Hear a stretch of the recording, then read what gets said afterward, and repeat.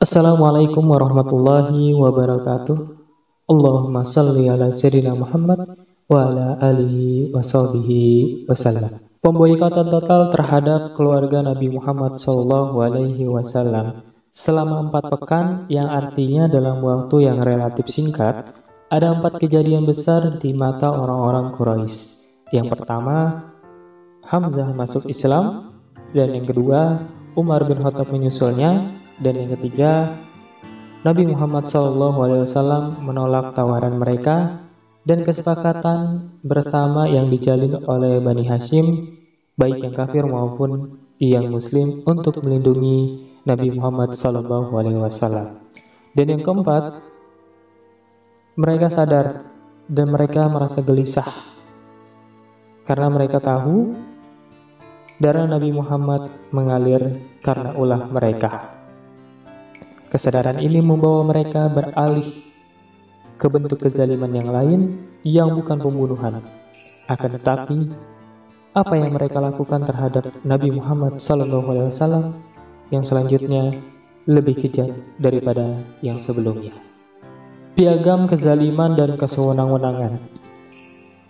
Orang-orang musyrik berkumpul di kediaman Bani Kinanah yang terletak di lembah Al-Mahsyib dan bersumpah untuk tidak menikahi Bani Hashim dan Bani Muthalib, tidak berjual beli dengan mereka, tidak berkumpul, tidak berbaur, tidak memasuki rumah ataupun berbicara dengan mereka sebelum mereka menyerahkan Rasulullah SAW untuk dibunuh.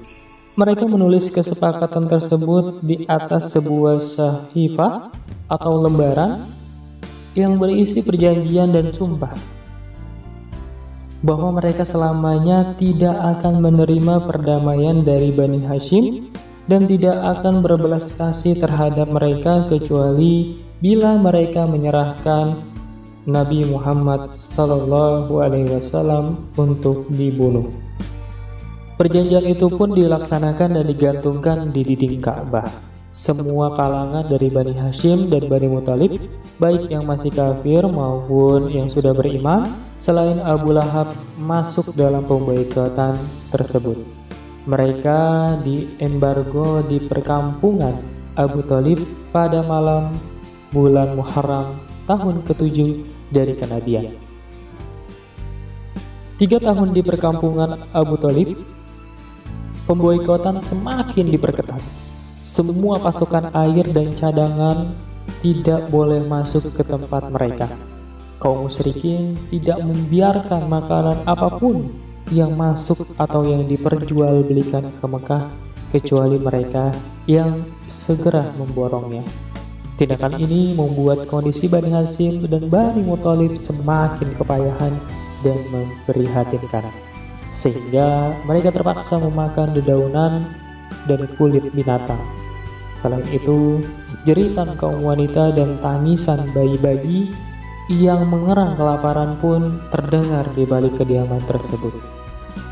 Tidak ada yang sampai ke tangan mereka kecuali secara sembunyi-sembunyi, dan mereka pun tidak keluar rumah untuk membeli keperluan sehari-hari kecuali pada hari atau bulan-bulan haram saja. Mereka membelinya dari rombongan yang datang dari luar Mekah. Akan tetapi penduduk Mekah menaikkan harga barang-barang mereka beberapa kali lipat agar mereka tidak mampu membelinya. Hakim bin Hizam pernah membawa gandum untuk diberikan kepada bibinya, Khadijah. Namun suatu ketika dia dihadang oleh Abu Jahal dan diinterogasi olehnya guna mencegah upayanya. Untung saja ada Abu al-Bukhturi yang menengahi dan membiarkannya lolos membawa gandum tersebut kepada bibinya. Di lain pihak, Abu Thalib merasa khawatir atas keselamatan Rasulullah SAW. Untuk itu, dia biasanya memerintahkan Nabi Muhammad SAW untuk berbaring di tempat tidurnya. Bila orang-orang beranjak ke tempat tidur, hal ini agar memudahkan untuk mengetahui siapa yang hendak membunuh Nabi Muhammad SAW.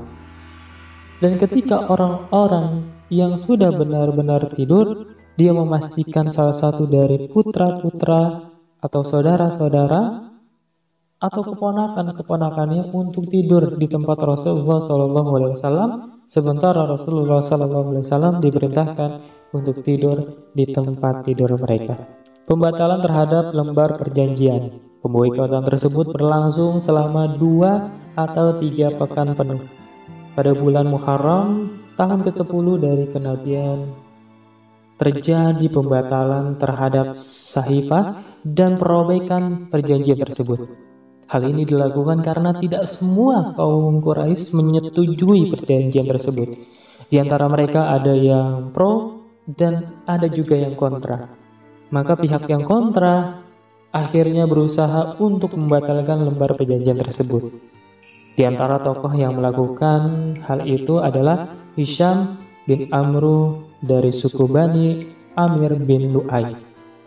Dia bisa berhubungan secara diam-diam pada malam hari dengan Bani Hashim dan menyuplai bahan makanan. Tokoh ini pergi menghadap Zuhair bin Abi Umayyah al-Makhzumi. Ibunya bernama Atika binti Abdul Muthalib. Dia berkata kepadanya, "Wahai Zuhair, apakah engkau tega dapat menikmati makan dan minum, sementara saudara-saudara dari pihak ibumu, kondisinya mereka seperti yang engkau ketahui saat ini? Celakalah engkau, apa yang dapat aku perbuat bila seorang diri? Sungguh, demi Allah, andai kata aku punya teman satu orang saja, aku robek lembar perjanjian itu." Jawabnya Zuhair. Lalu Hisham mencari 5 orang. Kemudian dia menyebutkan nama-nama orang yang ikut serta. Akhirnya mereka berkumpul di pintu Hujun dan berjanji akan melakukan pembatalan lembar perjanjian. Zuhair berkata, "Akulah yang akan memulai dan orang pertama yang akan berbicara." Ketika paginya, mereka pergi ke tempat perkumpulan. Zuhair datang dengan menggunakan pakaian kebesaran, lalu mengelilingi Ka'bah 7 kali, kemudian menghadap ke khalayak seraya berkata, "Wahai penduduk Mekah, apakah kita tega bisa menikmati makanan dan memakai pakaian sementara Bani Hashim binasa? Tidak ada yang sudi menjual kepada mereka, yang tidak ada yang membeli dari mereka. Demi Allah, aku tidak akan duduk hingga sahifah yang telah memutuskan rahim dan zalim ini dirobek." Abu Jahal yang berada di pojok masjid menyahut, "Demi Allah, engkau telah berbohong. Jangan lakukan itu." Lalu Zam'ah bin Al-Aswad memotongnya, "Demi Allah, justru engkaulah yang berbohong. Kami tidak pernah rela menulis ketika tulisan itu ditulis." Setelah itu Abu Al-Bukhturi menimpali, "Benar apa yang dikatakan Zam'ah. Kami tidak pernah rela terhadap apa yang tertulis dan tidak pernah menyetujuinya." Berikutnya giliran Mut'im yang menambahkan, "Mereka berdua ini memang benar dan sungguh orang-orang yang mengatakan selain itulah yang berbohong. Kami berlepas diri kepada Allah dari sahifah tersebut dan apa yang ditulis di dalamnya." Hal ini juga diikuti oleh Hisham bin Amru yang menimpali seperti itu pula. Abu Jahal kemudian berkata dengan kesal, "Urusan ini telah diputuskan di tempat pada malam dimusyawarahkan saat itu." Saat itu Abu Thalib tengah duduk di sudut Masjid Al-Haram. Dia datang atas pemberitahuan keponakannya, yaitu Rasulullah SAW, yang telah diberitahu oleh Allah Subhanahu wa Ta'ala tentang sahifah tersebut, bahwa dia, Allah Ta'ala, telah mengirimkan rayap-rayap untuk memakan semua tulisan yang berisi pemutusan rahim dan kezaliman tersebut, kecuali tulisan yang ada nama Allah Ta'ala di dalamnya. Abu Thalib datang kepada kaum Quraisy dan memberitahukan kepada mereka tentang apa yang telah diberitahukan oleh keponakannya kepada dirinya. Dia mengatakan, ini untuk membuktikan apakah dia berbohong, sehingga kami akan membiarkan kalian untuk menyelesaikan urusan dengannya. Demikian pula sebaliknya, jika ia benar, maka kalian harus membatalkan pemutusan rahim dan kezaliman terhadap kami. Mereka berkata, kalau begitu, engkau telah berlaku adil. Setelah terjadi pembicaraan panjang antara mereka dan Abu Jahal, berdirilah Mut'im menuju Sahifah untuk merobeknya. Ternyata dia menemukan rayap-rayap yang telah memakannya kecuali tulisan Bismikallahumma, yang artinya dengan namamu ya Allah, dan tulisan yang ada nama Allah di dalamnya, di mana rayap-rayap tersebut tidak memakannya. Lalu ia membatalkan syafihah tersebut sehingga Rasulullah SAW bersama orang-orang yang ada di dalam kediaman Abu Muthalib dapat menghirup udara bebas kembali. Sungguh, orang-orang musyrik telah melihat tanda yang agung sebagai sebagian dari tanda-tanda kenabian Nabi Muhammad SAW. Akan tetapi mereka tetaplah sebagai difirmankan oleh Allah Subhanahu wa Ta'ala. Dan jika mereka berpaling dan berkata, ini adalah sihir yang terus-menerus. Surat Al-Qamar ayat kedua. Mereka telah berpaling dari tanda ini dan kekufuran mereka semakin menjadi-jadi. Delegasi terakhir Quraisy berkunjung kepada Abu Thalib. Rasulullah SAW keluar dari tempat pemboikotan dan melakukan aktivitasnya seperti biasa. Sementara kaum Quraisy masih tetap melakukan intimidasi terhadap kaum muslimin dan menghadang jalan Allah meskipun sudah tidak lagi melakukan pemboikotan. Di sisi lain, Abu Thalib masih tetap melindungi keponakannya, akan tetapi usianya sudah melebihi 80 tahun. Berbagai penderitaan dan peristiwa yang besar dan silih berganti sejak beberapa tahun, khususnya pada saat terjadinya pengepungan dan pemboikotan terhadap kediamannya, telah membuat persendian lemah dan tulang rusuknya pun patah. Beberapa bulan setelah keluar dari pemboikotan tersebut, Abu Thalib dirundung sakit yang agak payah, dan kondisi ini membuat orang-orang musyrik cemas seandainya nama besar mereka cacat di mata bangsa Arab, andai mereka hanya datang saat kematiannya saja karena tidak menyukai keponakannya. Untuk itulah mereka sekali lagi mengadakan perundingan dengan Nabi Muhammad SAW di sisi Abu Thalib dan berani memberikan sebagian dari hal yang sebelumnya tidak sudi mereka berikan. Mereka melakukan kunjungan kepada Abu Thalib dan yang merupakan terakhir kalinya. Mereka yang terdiri dari pemuka kaumnya akhirnya menemui Abu Thalib dan berbicara dengannya.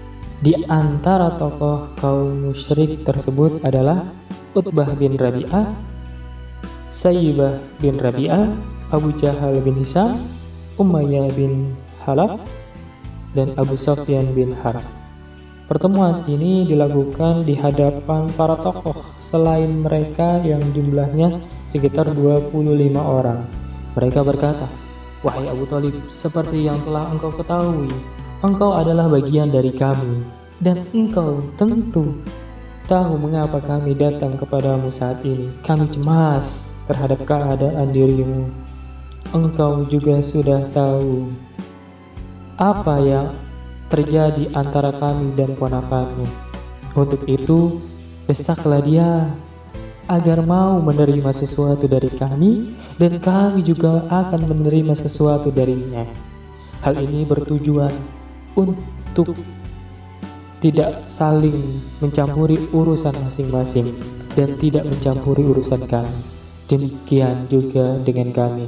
Desaklah ia agar membiarkan kami menjalankan agama kami seperti kami membiarkan menjalankan agamanya." Abu Thalib mengirim utusan untuk meminta beliau datang. Beliau pun datang. Lalu pamannya berkata, "Wahai keponakanku, mereka itu adalah pemuka-pemuka kaummu. Mereka berkumpul karenamu untuk memberimu sesuatu dan mengambil sesuatu pula darimu." Kemudian Abu Thalib memberitahukan kepadanya apa yang telah diucapkan dan disodorkan oleh mereka kepadanya, yakni bahwa masing-masing pihak tidak boleh saling mencampur urusannya. Rasulullah SAW berkata kepada mereka, "Bagaimana pendapat kalian bila aku katakan kepada kalian satu kalimat saja yang bila kalian ucapkan, niscaya kalian akan dapat menguasai bangsa Arab dan orang-orang asing akan tunduk kepada kalian." Tatkala beliau mengucapkan kalimat tersebut, mereka berdiri tertegun, linglung, dan tidak tahu bagaimana dapat menolak satu kalimat yang penuh manfaat sampai sedemikian ini. Kemudian Abu Jahal menanggapi, "Apa itu? Bila kamu sebutkan, sungguh aku akan memberikanmu 10 kali lipatnya."